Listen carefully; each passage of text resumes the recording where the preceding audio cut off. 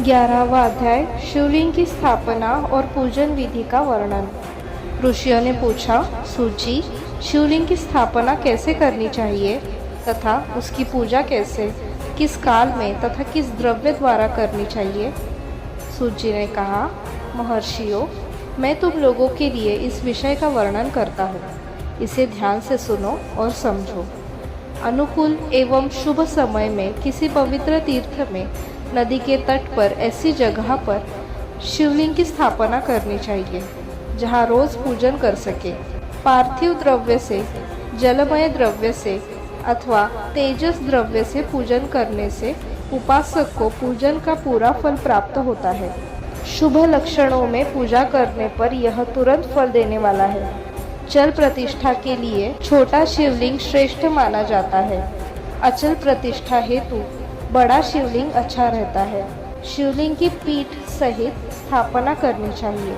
शिवलिंग की पीठ गोल, चौकोर, त्रिकोण अथवा खाट के पाए की भांति ऊपर नीचे मोटा और बीच में पतला होना चाहिए। ऐसा लिंग पीठ महान फल देने वाला होता है।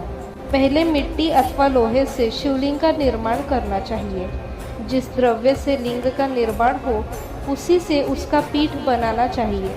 यही अचल प्रतिष्ठा वाले शिवलिंग की विशेषता है। चल प्रतिष्ठा वाले शिवलिंग में लिंग व प्रतिष्ठा एक ही तत्व से बनानी चाहिए।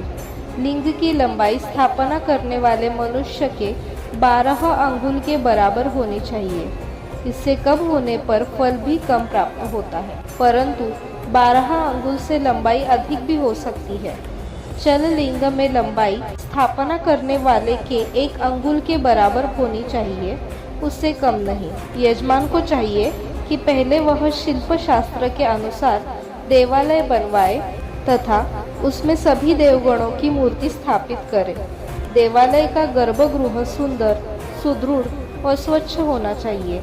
उसमें पूर्व और पश्चिम में 2 मुख्य द्वार हो। जहाँ शिवलिंग की स्थापना करनी हो उस स्थान के गर्त में नीलम, लाल वैदूर्य, श्याम, मरकत, मोती, मूंगा, गोमेद और हीरा, इन 9 रत्नों को वैदिक मंत्रों के साथ छोड़े। 5 वैदिक मंत्रों द्वारा 5 स्थानों के पूजन करके अग्नि में आहुति दे और परिवार सहित मेरी पूजा करके आचार्य को धन से तथा भाई बंधुओं को मनचाही वस्तु से संतुष्ट करे। याचकों को सुवर्ण, गृह एवं भू संपत्ति तथा गाय आदि प्रदान करे। स्थावर जंगम सभी जीवों को यत्न पूर्वक संतुष्ट कर एक गड्ढे में सुवर्ण तथा 9 प्रकार के रत्न भरकर वैदिक मंत्रों का उच्चारण करके परम कल्याणकारी महादेव जी का ध्यान करे। तत्पश्चात नाद घोष से युक्त महामंत्र ओमकार ओम का उच्चारण करके गड्ढे में पीठ युक्त शिवलिंग की स्थापना करे। वहाँ परम सुंदर मूर्ति की भी स्थापना करनी चाहिए तथा भूमि संस्कार की विधि जिस प्रकार शिवलिंग के लिए की गई है उसी प्रकार मूर्ति की प्रतिष्ठा भी करनी चाहिए।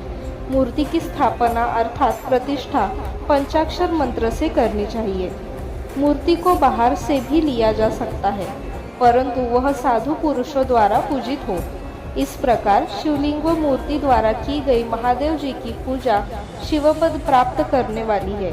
स्थावर और जंगम से लिंग भी 2 तरह का हो गया है।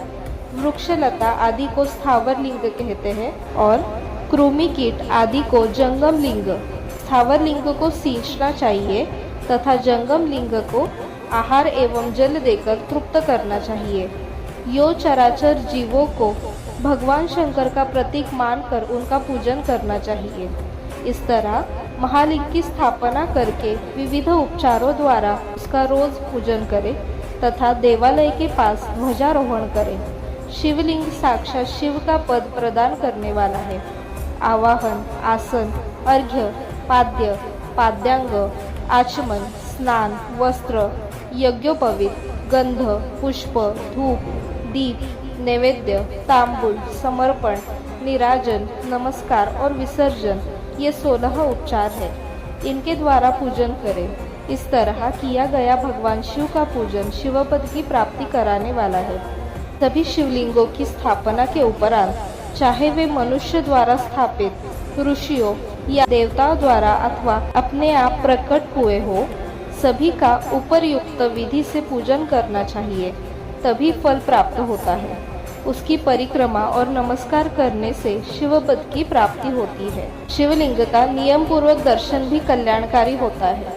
मिट्टी, आटा, गाय के गोबर, फूल, कनेर पुष्प, फल, गुड़, मक्खन, भस्म तथा अन्न से शिवलिंग बनाकर प्रतिदिन पूजन करें तथा प्रतिदिन 10,000 प्रणव मंत्रों का जाप करें अथवा दोनों संध्याओं के समय 1,000 प्रणव मंत्रों का जाप करें।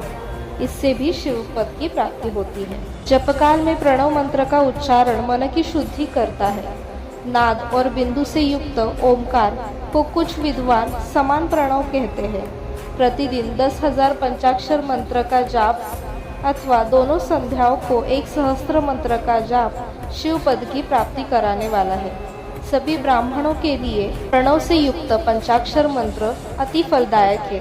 कलश से किया स्नान, मंत्र की दीक्षा, मातृकाओं का न्यास, सत्य से पवित्र अंतःकरण, ब्राह्मण तथा ज्ञानी गुरु सभी को उत्तम माना गया है।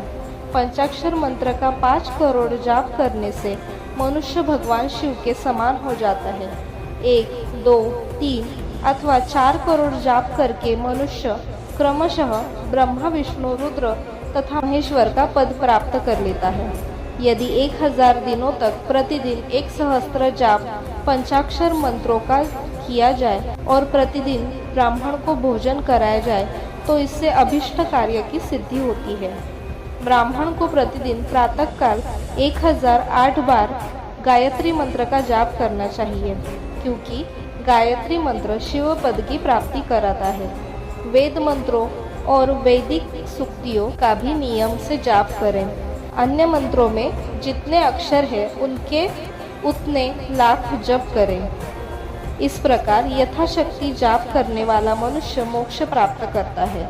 अपनी पसंद से कोई एक मंत्र अपनाकर प्रतिदिन उसका जाप करे अथवा ओम का नित्य 1,000 जाप करे। ऐसा करने से संपूर्ण मनोरथों की सिद्धि होती है। जो मनुष्य भगवान शिव के लिए फुलवाड़ी या बगीचे लगाता है तथा शिव मंदिर में झाड़ने बुहारने का सेवा कार्य करता है, ऐसे शिव भक्त को पुण्य कर्म की प्राप्ति होती है।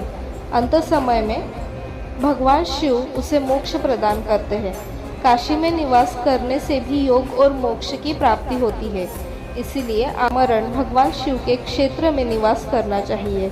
उस क्षेत्र में स्थित बावड़ी, तालाब, कुआं और पोखर को शिवलिंग समझकर वहां स्नान, दान और जाप करके मनुष्य भगवान शिव को प्राप्त कर लेता है। जो मनुष्य शिव के क्षेत्र में अपने किसी मृत संबंधी का दाह, दशाह, मासिक श्राद्ध अथवा वार्षिक श्राद्ध करता है अथवा अपने पितरों को पिंड देता है, वह तत्काल सभी पापों से मुक्त हो जाता है और अंत में शिवपद प्राप्त करता है।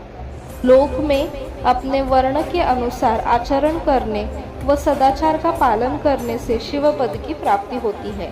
निष्काम भाव से किया गया कार्य अभीष्ट फल देने वाला है एवं शिवपद प्रदान करने वाला होता है। दिन के प्रातः, मध्याह्न और सायं 3 विभाग होते हैं।